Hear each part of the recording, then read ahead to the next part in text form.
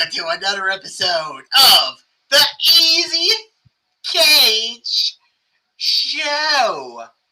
Guys, I am Darth Easy. My speakers have been blown, and this is Randy Cage. And this is episode 149, and no, we are not talking about Lord of the Rings.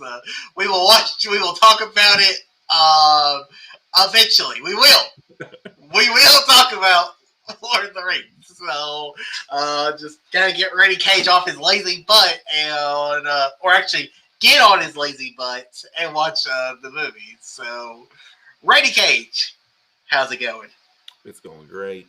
It's not that I'm lazy, it's just there's so much stuff. And you're lazy.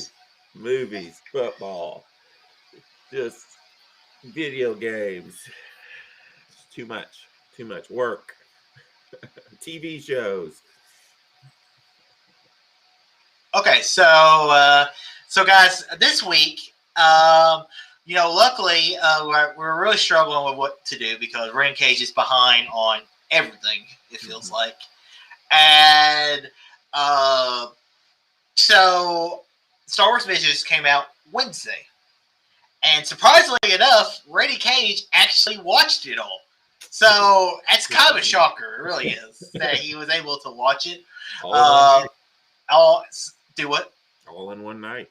Oh, wow. You did better than I did. So I watched 4 one night, and then I watched the rest of it on Friday.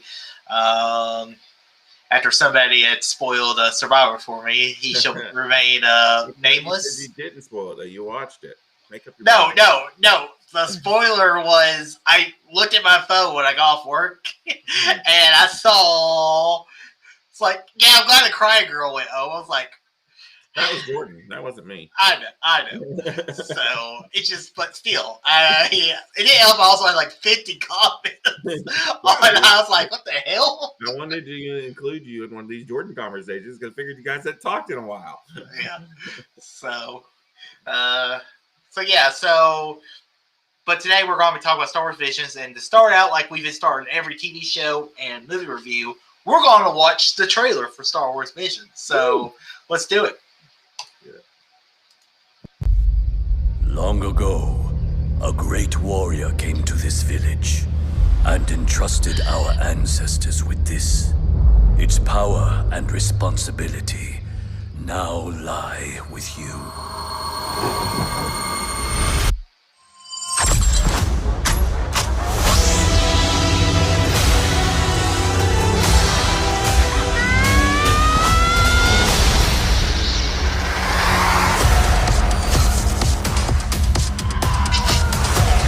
Guided by the Force since you were born. At last, the moment arrives.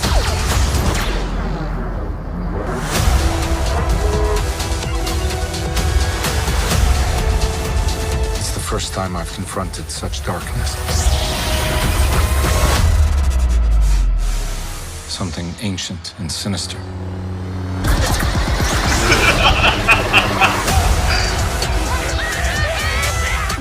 To be a proper family.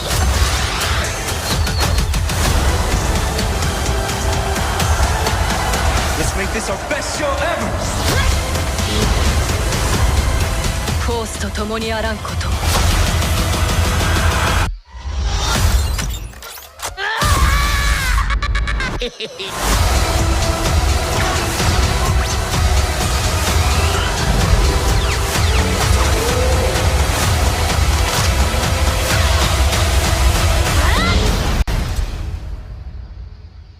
I accept this responsibility.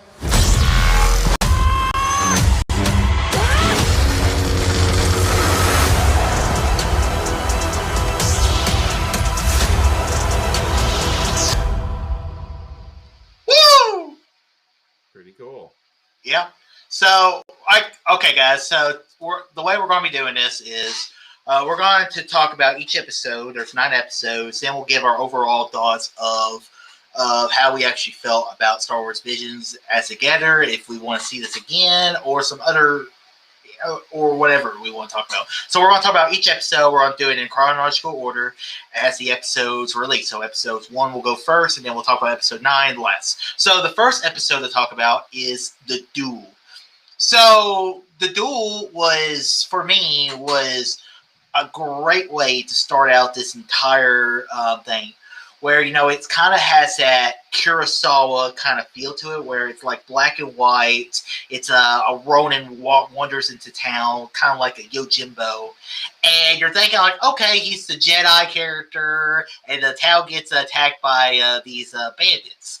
Well, and it's also led by a Sith Lord, and this Ronin has to come to the aid, and then you realize that this guy's not actually a Jedi. He's actually either a Sith or a former Sith or someone that uses both the light and dark side, probably more so the dark side. And it was such a ballsy way to really start out this series. So I thought this episode was awesome. I just love the Kurosawa elements of this episode, and so yeah, I love how it ends too, like how he tricks the girl into attacking the statue, and then he just stabs her in the back, and I was just like, oh my god, that is amazing! Like that is like you're like, okay, he might be a Sith, but okay, no, he's definitely a Sith. He stabbed the bitch in the back. That's awesome. So what'd you think of this episode? I liked it too. I'm a little disagreement, which I don't think they should have started this like with this episode, because I think this may have been a turnoff. I need to talk to more people that don't watch anime who watch this show. But what I've heard, it may have been a turnoff for some people, because the one thing I didn't like about it is I didn't like the animation style. It was hard to see, and I didn't mind the black and white thing, but it was just the way it was animated was kind of hard to see what was going on. But the music in this one was probably the best, I thought, of all of them. And yeah, the story was like simple, but also really cool. I liked that chick's lightsaber. I know it was a little bit over the top and crazy, but when she stabs it in the dude, and then it like kind of expands, and then she pulls it back out, that was pretty badass. And yeah, I like this dude because even she was like, "Oh, you're a Jedi," and he's like, "I'm not no Jedi." Yeah, because it is, and then yeah, the way he tricks her is awesome. I liked his little droid with the rockets on him. Yeah. But yeah, I liked it. This was one of the better ones, but I just think it might have been a turnoff for some people. And the only thing I didn't like about it, like I said, I didn't like the animation style of this one. There was two of them where I was like, I don't really like this animation, but that was kind of the cool part about it, because you got to see everybody's different take on things. But I would have liked this exact story, but with a cooler animation style, one that you could see better a little bit. Well, for me personally, I like the way the anime was shot, just because I love the Kurosawa elements of it, and that's where I'm coming from, and I think that's really where they were geared towards. So, and it's great because we've seen this recently with Star Wars, especially with Mandalorian, how they've inspired it more of what inspired George Lucas. And what's cool about it is George Lucas was inspired, these animators from Japan are inspired from George Lucas, who was inspired by Japanese media. So it's kind of cool how the circle kind of comes back together. And yeah, I mean, each episode's its own original story. So for people who are like, or maybe checking this out and like saying like, no, that's not for me, give it time. It gets better, and it gets more the. But I think it was a great way to open it up by telling this dark story, and yeah, I thought it was cool. Yep, I agree. I just didn't want Disney to shoot themselves in the foot. I loved it, but I like anime, and it was good. I just thought there's other episodes they could have put in the first that would have really got people into it, and then you could have been like, hey, that's what I keep telling everybody. Hey, if you don't like it, don't worry. Just go on to then after it's over. But to be honest with you, if they started with something like the second episode, which we're getting ready to talk about, as the first episode, I would have been like, really? I was like, the second one, because I think we have different opinions on it. Let's go. Okay. Yeah. Okay, so the second episode is Tatooine Rhapsody. Basically, it's set. I like how some of these stories are set during the events of the movies. They can be set way before the movies, and some are like, I believe one of the stories is set in the post episode 6 era, or even post episode 9 order. So it's kind of hard to really know when some of these stories are taking place, even though these are not technically yet canon. They can become canon eventually. But this episode, basically, you have this young Padawan who is fighting in the Clone Wars, ends up on this ship with a hut, and he's like, "Come join us to rock and roll!" Woo! And basically, Boba Fett, which you can hear Tamora Morrison's voice as Boba Fett, which was pretty cool. I mean, very iconic voice. And I was like, that's cool that they brought him back to do this. But basically, the hut gets taken back, and they go to the Bunta Eve from Phantom Menace and decide to rock the crowds and try to convince Jabba to. It's like, we are a family. We believe in rock and roll. It's going to save the, and you will know our name or something. And so, yeah, this one was just for me. It was just okay. For me. It was too goofy. Yeah. And so that kind of, so if they would have started with this episode, I would have been like, oh my god, is this how the rest of these episodes are going to be? But let's hear your thoughts, because you said you're on the other end of the spectrum. Yeah, at first I was like, what is this? It is definitely goofy. It's definitely a little more family oriented or a little more childish than the other ones. But I kind of liked it. I was like sitting there the whole time. I was like, I wouldn't mind seeing a story like a future episode revolving around this, because I liked the whole story about, your drummer guy. He's basically got 3 heads, three bodies all attached to it. It made sense, that would make a pretty sweet drummer. And I like the whole story about you could tell at the beginning, or there's one little shot, they don't spend too much time on it, but he's a Padawan during, it looked like Order 66, and loses his master, and this little hut guy kind of comes in and is like, rescues him, brings him into the family, and I don't know. I didn't hate it. I actually found it kind of charming, and yes, it's goofy, but you're right. They should have definitely not started with this one either. That's why I had to keep telling people, like, it gets better, like, because I really didn't like the next episode. That was probably my least favorite. Was the next episode. Okay. So yeah, once you get into the back half of it, it really starts to get good. So, but I had fun. I thought it was cool. I think I'm in the minority on this episode, because I was watching Star Wars Explained, Alex Damon, and they said he really enjoyed this episode, and he could see that, like, just imagine, like, at Galaxy Edge, at the Star Wars park, and they had the band playing the song or something in the cantina or something. Yeah, I didn't hate the music either. That was the other thing. The music was fine. I mean, it wasn't. I prefer jizz instead of rock and roll in Star Wars personally, but it was fine. So it was just like, I was like, because I was so high on the first episode, and then I go to this episode like, and then we get into the third episode, which I was like, yeah. So let's talk about the third episode. Or unless you have any last thoughts on the second episode. Yeah. So the third episode is the twins. This is set probably during, like, the new Star Wars trilogy sometime, because the Stormtroopers have the First Order look to them. Mm-hmm. And so basically you have these 2 twins that look like they were maybe artificially created, and they have the power of this hyperspace weapon that can destroy the New Republic. And but the one twin says, I don't want to do that. And the 2 start fighting each other, and then the girl's like, I'm taking the power of myself.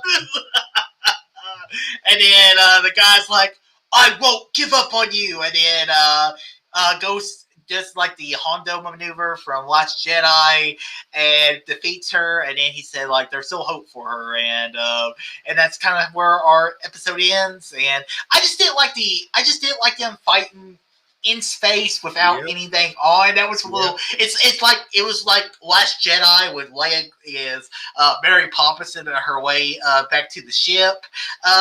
So for me, it took like I know Star Wars is a fairy tale, but for me, I still want a little grounded in reality. So, but I did like the animation style in this episode. I thought it was fine. So, what are your thoughts about this episode? Yeah, it's kind of the same stuff. It felt very over the top. There was some stuff where I could tell they were going for like classic anime. Like each one of these feels like a different type of anime, and this one you could tell where they were going for more classic, over the top, grunting,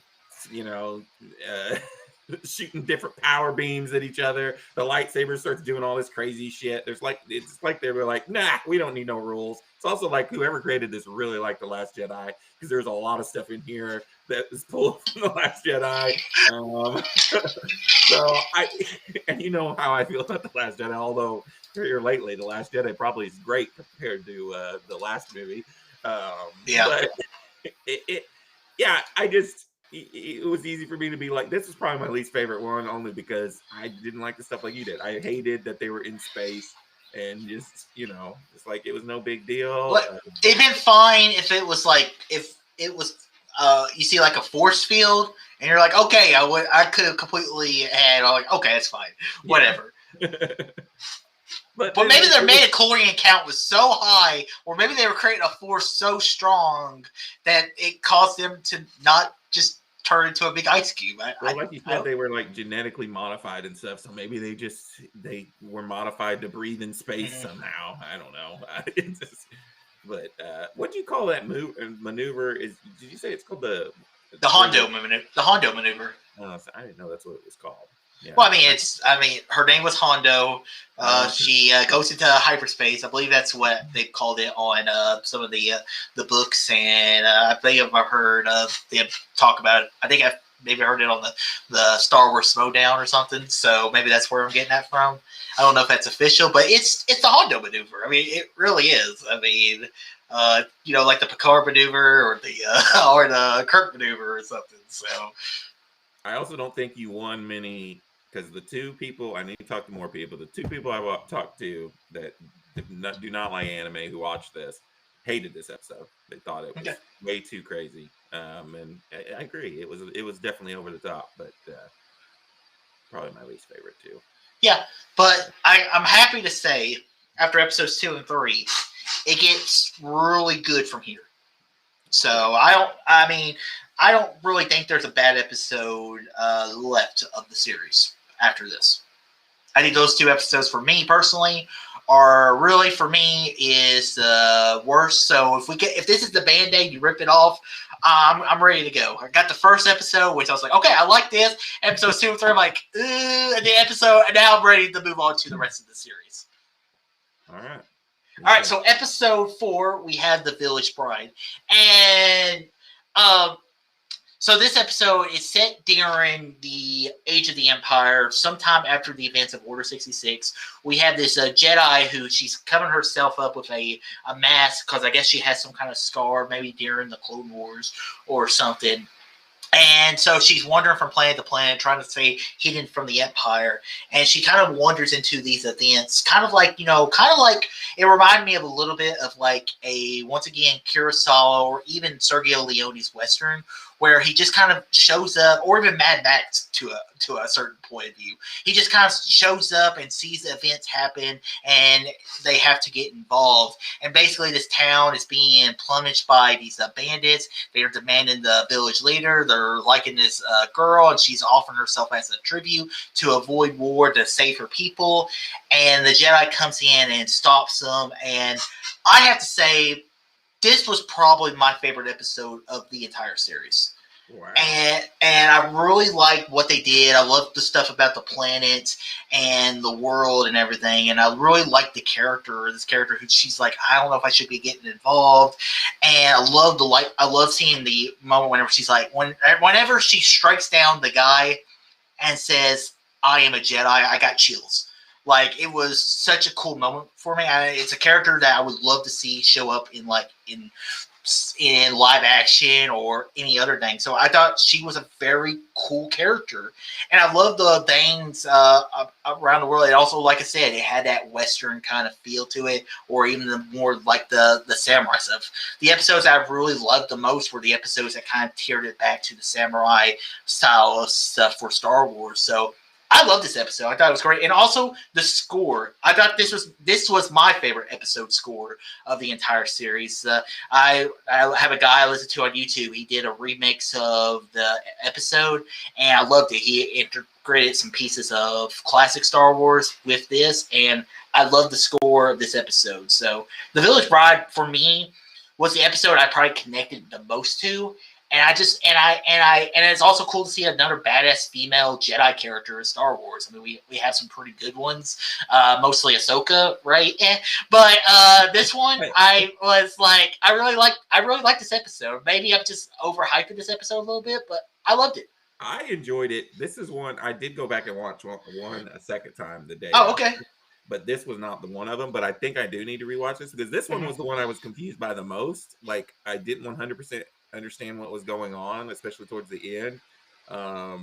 But I will say the music was fantastic. You're right. I kind of like the music in the Duel a little bit better because it was a little bit more original. Whereas you're right, this one has like kind of some new stuff in there, but it was beautiful. The animation was really beautiful. There was also, is this the girl who was wearing heels? There was twice that I noticed that there was female characters wearing heels. I don't remember her wearing heels. Was it heels. heels, or was it more like the steel, like the classic samurai sandal thing?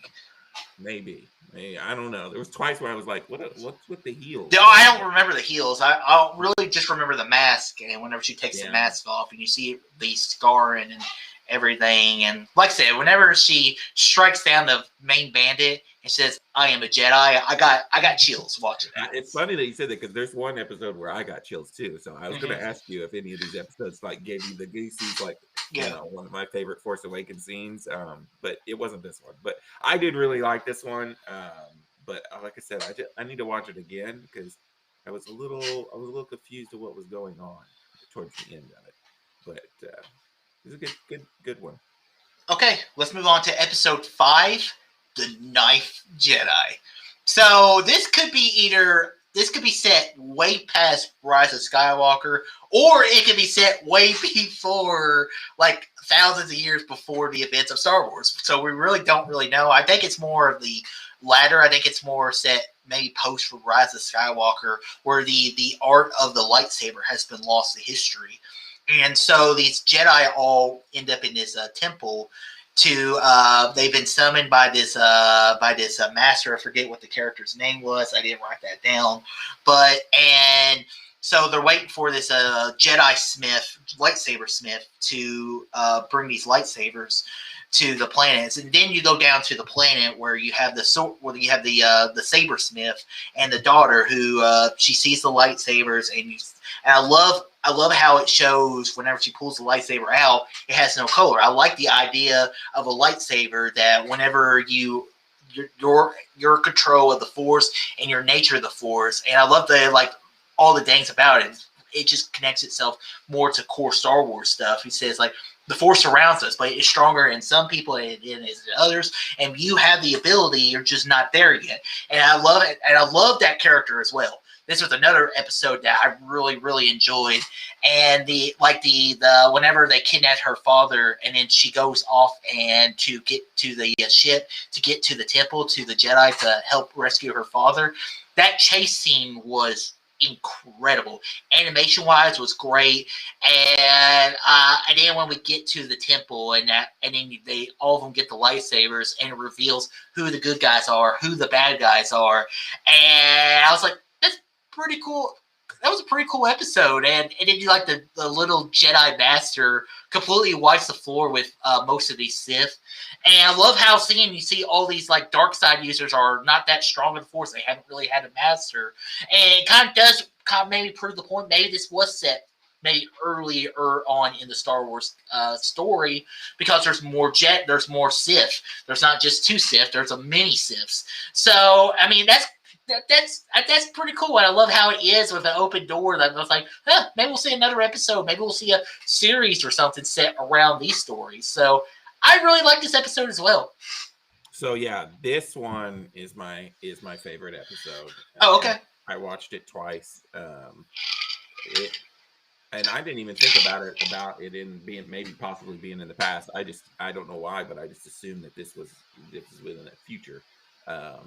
But yeah, this one was awesome for me, and it's like a whole movie or a whole season one of a show wrapped like really nicely in a 20-minute episode or 18 or however many minutes it was.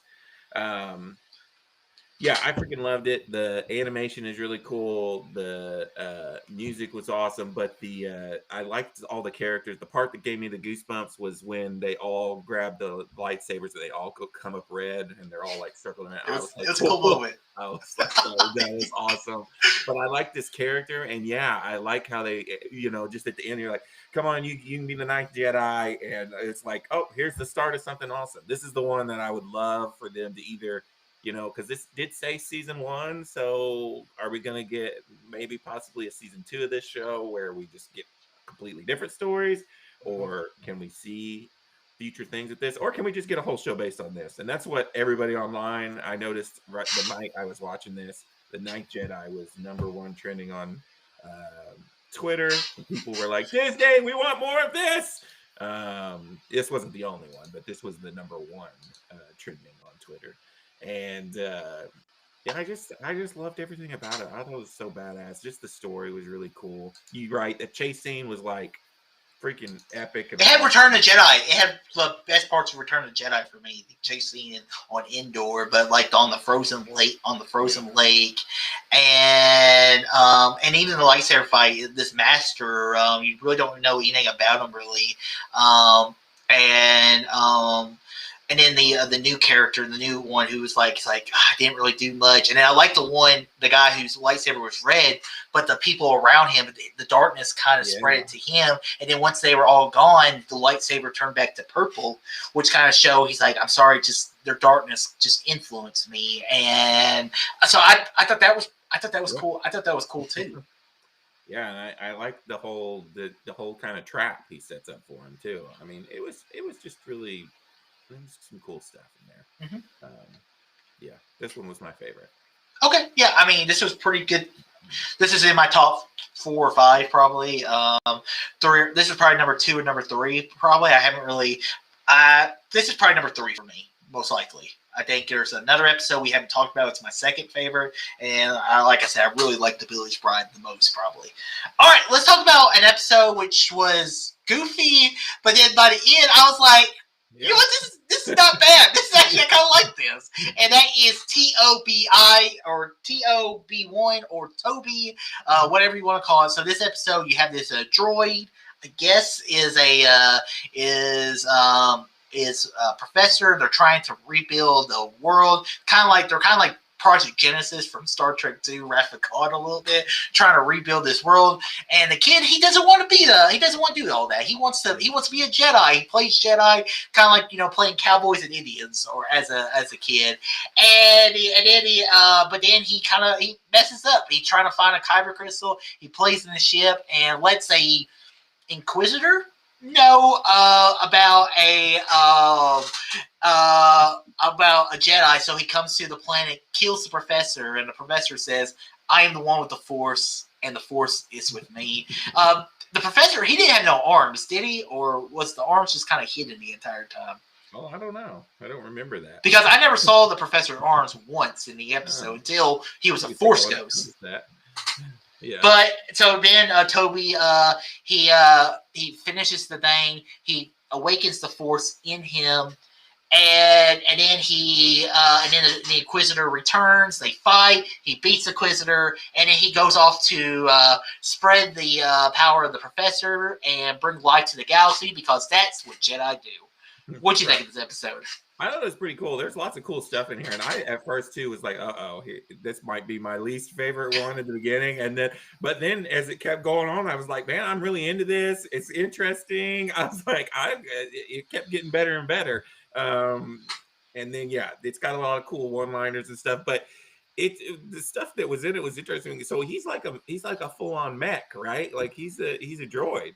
Like I mean, I don't know if he was like, what if he was like a Padawan that was destroyed? His body was like mostly destroyed, and maybe because you see him, you see that Jedi character in the professor's mind, and you see him. He's like, "You are a Jedi, my young Padawan," and maybe he was a Padawan that's body got hurt or something, and now he's like, maybe he's like Robocop. Maybe he's the light version of Darth Vader or something. Yeah, I was thinking more like a General Grievous type thing. Like there's a little bit of something in General Grievous, and they're like, yeah. So I thought it was cool seeing a droid, have force abilities. Also, it just kept giving me. It had like some Pinocchio vibes. That's what that. Yeah, vibes. Yeah, the professor was Geppetto, and and then all the creatures around it kind of had like a Fantasia kind of feel to it as well. I mean, it surprised me how much I actually really enjoyed this episode. Yeah, I thought it was pretty cool. It was interesting. All right, now we're moving on to episode 7, and that is The Elder. And this episode was really very cool and interesting. This one, I'm more convinced it's set during the High Republic era, or maybe even set. I too, yeah. But then I was like, I wonder if they're just gonna sneak in that one guy's Mace Windu, but they never did. So, and I would have totally been on board for if that was Mace Windu, but it isn't that we know of. But I really like this episode, like the episode where it's these two are going off and they have this reading of this dark presence on a planet, and then it's this elder who is a former Sith Lord or former Sith who used to be a huge threat, and he beats the Padawan pretty easily, and then him and the Jedi, they fight against each other, and he said, in my prime, I could have beaten you like that, but the Jedi beats him pretty easily. Not, I wouldn't say easily, but he beats him pretty good, and with a little assistance from his apprentice. And I love that line where he said, "I didn't really beat him. Age beat him. Age defeats us all." And it's just, I think, a classic tale that sometimes that's truly what beats people. You could be the smartest, you could be the sharpest gun in the West, but age is the thing that's going to stop everybody. So I really liked this episode. I thought the fight sequence was really cool. The lightsaber sequences was really cool. Had a very samurai feel to it once again. And I love the era it's set in. It's completely different than the other ones we have set. Or this one, I'm more convinced was set in the High Republic era. So yeah, I enjoyed this episode. Yeah, I really like this episode too, and I'm pretty sure this was High Republic too. As a matter of fact, I started reading this book called The High Republic by Claudia Gray. I think it's called Into the Dark. Yeah, and I'm 6 chapters in. I'm saving it because I'm going on vacation next week, and I'm going to listen to it on the way there. I'm listening to audiobooks. Yeah, I know. We know you can't read, but the opening of this is almost exactly how the opening of this book was. So that's why I was immediately like, whoa, this feels very High Republic. It's almost got the exact same story. As a matter of fact, at first I thought, is this like a direct retelling of this book? But of course I haven't finished yet, so I don't know. And then it did kind of veer off in a weird spot where I didn't think that had anything to do with anything. But it was really cool. I liked the voice of the master. I don't know. It just, the whole time I was sitting there like, it sounds so familiar, but then I was looking it up and it's not. But it sounded very familiar. The master's voice. But yeah, just seeing that the creepy dark, the elder guy, and just when the Padawan comes up on that thing that had been like slain, and he's like, oh shit, like, and they immediately like, I don't know. I thought it was really cool. And I don't know, you may have already said this, but when he says, hey, if he was in his prime, this would have gone very differently, type thing. Like, that's interesting. Yeah, what was it? Oh, the voice of the Jedi is David Harbour. David Harbour. Oh, see, I kept thinking it was Liam Neeson. I was like, why the hell did they get Liam Neeson? Well, because he kind of has that Qui-Gon Jinn vibe to him. Yeah. David Harbour, huh? Okay, that makes more sense. I will say they did a lot of explaining in this one. It felt very like prequel-y, like the way they were talking to each other and stuff. Like it felt like Anakin, or not Anakin, Obi-Wan and Qui-Gon chit-chatting it up, Yeah. back in the day. So yeah, I really like this. This was probably in my top 3 this episode. Yeah, this was probably my second favorite episode of the 9. So yeah, then I'd probably go the Ninth Jedi 3, and then I thought they killed the Padawan, and then when we find out that he didn't, I was like, oh, like you know how I am about stuff. Like, we could have left him dead. That would have made the story a little bit more impactful. The fact that he was like, oh, he's fine. I'm like, oh. No, but I think it also goes to show how much of the Elder had fallen in his power, because in the days before he would have just killed him just like that. So I think that's that could also show the weakness of the Elder more so than they just didn't want to kill anybody off. I guess, but I thought it was cool how he was like, "Oh, I sense somebody powerful on this planet, but it's not you. I'm going to, set this trap for him, for the actual true powerful one." And then he didn't even kill him. I was like, "Come on!" But maybe the Elder was trying to cut the guy down at his knees, watch his master get killed, and then train him up as his own Padawan or something. Yeah, maybe. I mean, that's a classic Sith move. Yeah. All right, let's move on to episode 8, Lop and Ocho. This one was once again really. This one's kind of like the Toby episode. Really surprised me that I really liked. So you have this bunny alien character who gets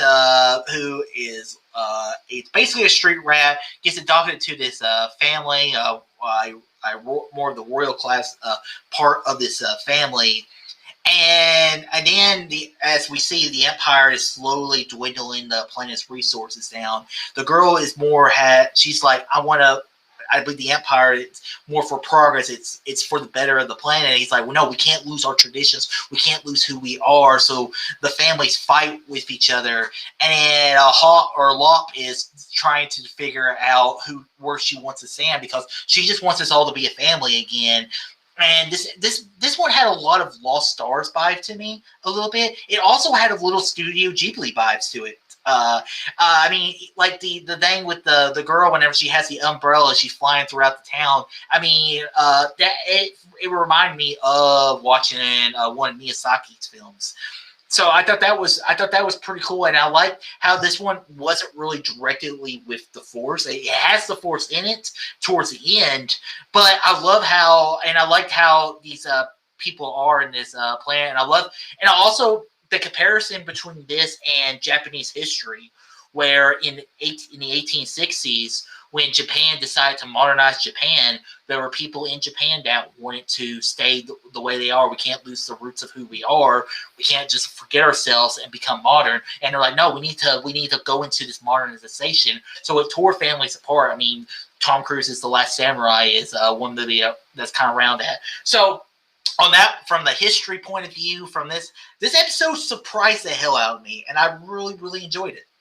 Yeah, when you see the trailer and you see this weird bunny character running around, and you're like, so as soon as I saw her, I was like, okay, this is the bunny episode. I'm ready. And yeah, it's really cool. It doesn't have anything to do with what race of a character she is. She's a cool character. She's just she was like a slave, right? That they kind of she had a slave collar and everything. Yeah. Looked like she escaped, and it's crazy.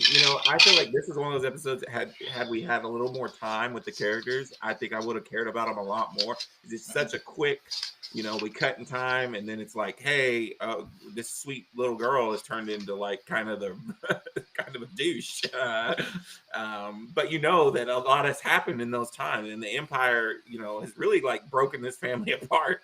And well, I mean, I remember, I talked about in this episode already, but Lost Stars. In Lost Stars, you have the character where she is she's dedicated to the Empire, and even though of what the Empire has done, they sent her she sent her dad to jail, and the Empire has destroyed the planet that she loves, but her loyalty and her blindness to this as is basically her undoing in the end, and I think that's pretty cool. And like the Ninth Jedi, I could totally see characters from, or even the Village Bride, show up in future Star Wars stuff. I thought that was pretty cool, and it's cool to see alien race Star Wars characters. We don't see a lot of them, other than like the big characters you don't really understand, like Chewbacca, Seb's the one that I can think of at the top of my head. But other than that, I mean, really, we don't see these weird-looking alien creatures give a lot of the characters we usually see are more the humanoid characters, or like the characters are very human-like, like the Twi'leks and stuff, or even Ahsoka, where she's still very humanoid. So it was very interesting. I liked the episode. I did too. I loved it. This was the other one. I had top three. This is my other top three. I had a really good time. There was lots of cool symbolism and stuff in this movie, and I don't know. I really like the characters in this movie. So I ranked this one number. The whole father-daughter story and stuff, and that too. That was a good moment of the episode too. But I ranked this episode number 4 for my personal rankings. All right, let's talk about the last episode. Kakiri or something. I don't know. So this episode, it's basically about this Jedi who returns home to this planet that's being ravished by this Sith Lord, whose sisters who kill her brother and became the king of the planet, and she exiles, I guess, the guy's either ex-girlfriend, or I don't remember if he was actually from the planet or something, but he has these dreams, and kind of like Anakin in Revenge of the Sith, he's trying to avoid the dreams from happening. So he goes there and he fights this Sith Lord, and I like the side characters as well, the two bumbling idiots. They reminded me a little bit of a Mulan vibe to them, where the kind of the side characters in that movie. But I love the fight, and I love how she tricks him. She tricks him into killing the girl, and he's like, "You can save her if you take your side at my side." And he turns to the dark side to save her. And I love that moment when you see his master. He says, "If you go there, there will be nothing I can do to save you." It has the Empire Strikes Back to it, but if Luke had turned to the dark side, but it also has a Revenge of the Sith elements to it, where you see the dark playing his power, bringing life back to this girl. And I thought this episode was very interesting. Yes, me too. Another really good, interesting episode. Like you said, the Revenge of the Sith is basically the story of Revenge of the Sith, except for it, instead of the Emperor being like, "Oh, actually, I don't know how to do this," at the end, he actually like, "Oh, let's do it," you know. And I liked it. I do. I like those two characters too, the side characters, because they're not like bad people. They're just, they're a little cowardly and a little ignorant. I mean, but they're kind of cool and funny. And the whole thing where he accidentally cuts her down, it's very Anakin-like, where he basically in the whole process of trying. But at least that time he was tricked into doing it, whereas before Anakin just gets it in his own way. Well, I mean, I also had like the Dark Knight moment. I'm thinking of when the Joker has all the hostages wearing the outfits. So I mean, if Batman killed people, he would just snap their necks and realize, "Oh, what have I done?" And so it kind of has a little moments of that. So yeah, I mean, pretty cool. And love, that can be. That's probably why Yoda's like. Well, see, the thing about Star Wars though is both Jedi and the Sith do not believe in love, because the Jedi believe attachments lead you to the dark side, but the dark side believes attachment makes you weaker. and because then your things are going to compromise. And so either way you go, so really you got to go the balance route. You have to be the gray Jedi if you want to find love and happiness, because it never really works out for you in the end, regardless of what. So if you have the Force, you might as well just be single, and so that's your best route forward. It doesn't usually work out for you. Yep. So we're done. So all 9 episodes. Overall thoughts of the entire series. Did you enjoy it? Do you want to see this again, or are you kind of like, yeah, it's got its course, but I don't need to ever see this again? I want it all. I binged it super quick, loved it. I was like, probably will go back and revisit a lot of these episodes again. So I want it all. I want sequels to some of these stories. I would like a whole nother set of 9 different stories. It's to go back to these anime studios and say, hey, let's do this again. This was awesome. I also, I would like this with some American animation studios. And we don't even have to throw this in this whole thing, but do a Star Wars vision, have Pixar, have, I get you don't want to help any other American companies out, but have Pixar and Disney Animation Studios and your all your different animation studios come in and do some Americanized versions of these things and see what they come up with. Have Marvel come in here and do something cool. I really enjoyed it. My top 3: Ninth Jedi, The Elder, and Lop and Ocho. I loved those 3. But like I said, even the rock and roll, I could watch more of that. So I enjoyed it. I liked all the different animation styles, the different music, like in Toby one or whatever, Toby. That had like some crazy music in it, but I enjoyed it too. Like it was very different. I had fun. I enjoyed it. Yeah. It was probably some of my best TV this year, to be honest with you. I wish we could have got more. I felt like it was a little too short. Some of these episodes, like I said, the Lop and Ocho one, man, I could have watched a whole movie about that because I felt could like it that whole we jump 8 years or whatever it is later, and you're like, oh, like I wanted to see what happened in the last 8 years, but yeah. It's cool. All right, so yeah, my overall thoughts of it is I like pretty much every episode. I mean, there's some episodes like the episodes 2, 3, and episode 2 and 3 are the episodes I didn't really care for the most. Those are the ones I'm like, okay, I never need to see those 2 again. But the thing about this, and the thing I disagree with you about seeing. I mean, I'm fine seeing American people or even other studios or from other countries do Star Wars. The thing about it is I want them to get the world we're in. Like with Mandalorian, Jon Favreau, Dave Filoni, they get the world they're in. The guys who do these, the people that create these stories for the visions, they get the mythology, they get the Star Wars. It felt like Star Wars. Like Rise of Skywalker and Last Jedi, it did not feel like Star Wars to me. And so for me, it's not about so much of where the person is from or anything. For me, it's about, is the stories worth telling? Does it feel like Star Wars? And I'm open for whatever. I mean, I'm like I said, I could watch anything Star Wars if it's a good story, if it has the story that I want to see, and just it has that mythology and that feelings of like I said. The moments we talked about the most. I mean, whenever the Jedi picked up the lightsaber and you see the red lightsaber, chills. When you see whenever you see the Village Bride girl Jedi character and she pulls the lightsaber and says, "I am a Jedi," gives me chills. And then like there's so many cool moments, and not everybody can do that.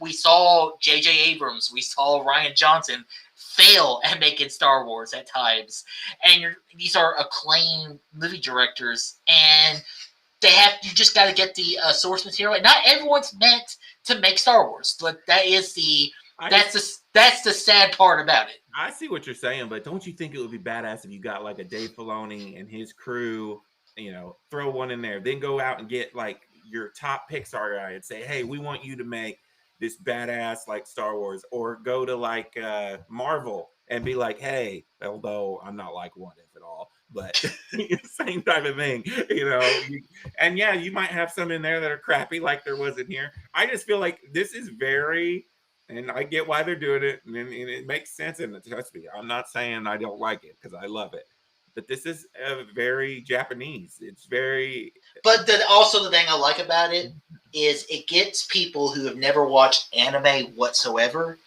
into this market of actually watching anime, and they're like, oh yeah, it's like, I don't like anime, I don't even really know what anime means or what it is, but it gets a whole new type of demographic into watching stuff like this. So on that side of the view, maybe I don't want so yeah, that's my overall thoughts, and I'm glad we got to talk about Star Wars Visions, the first 9 episodes.